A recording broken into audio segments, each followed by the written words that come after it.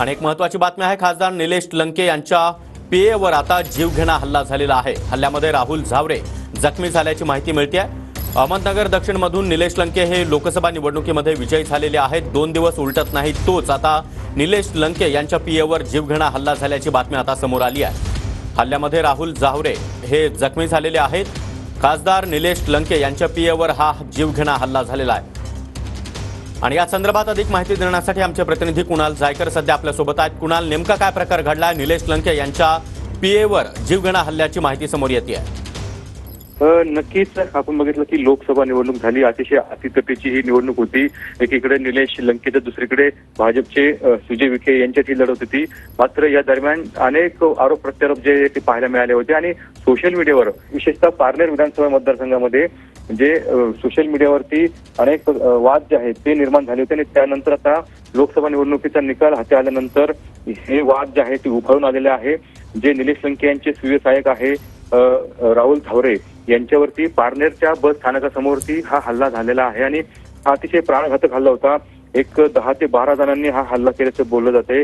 त्यांची गाडी देखील तोडफोड करण्यात आलेली आहे आणि त्यानंतर त्यांच्यावरती मारहाण झालेली आहे। यामध्ये ते जखमी झालेले आहे। सध्या खासगी रुग्णालयामध्ये त्यांचे उपचार सुरू आहेत। आता नगरला देखील त्यांना हलवण्यात येणार आहे।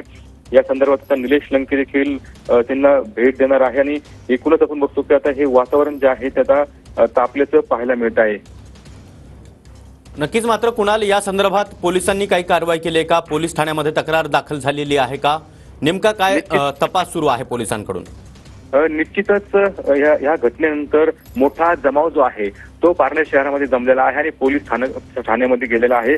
सध्या आता तक्रार दाखल करण्याचं काम सुरू आहे। अद्याप गुन्हा दाखल झालेला नाही, मात्र पारनेरमध्ये तणावाचं वातावरण निर्माण झालेलं आहे। मोठ्या संख्येनं जे निलेश लंकेंचे कार्यकर्ते आहे ते आता जमायला सुरुवात झालेली आहे। एकूणच आता हा हल्ला नेमका कोणी केला हे पाहणं आता पोलिसांचं शोध कार्य सुरू आहे। कारण एकंदरीतच आपण बघितलं की निवडणुकीच्या दरम्यान पारनेर विधानसभा मतदारसंघामध्ये निलेश लंके यांना लीड मिळालेला आहे आणि त्यानंतर जे काही नाराज कार्यकर्ते असतील किंवा जे विरोधक आहेत ते या ठिकाणी आता हल्ला त्यांनी केल्याचं बोललं जात आहे। एकूणच आता नावच अद्यापही समोर आलेले नाही, मात्र या हल्ल्यानंतर पारनेरमध्ये आता पोलीस बंदोबस्त देखील तैनात करण्यात आलेला आहे। कोणताही अनुचित प्रकार घडू नये यासाठी आता पोलिसांकडून देखील खबरदारी घेण्यात येत आहे।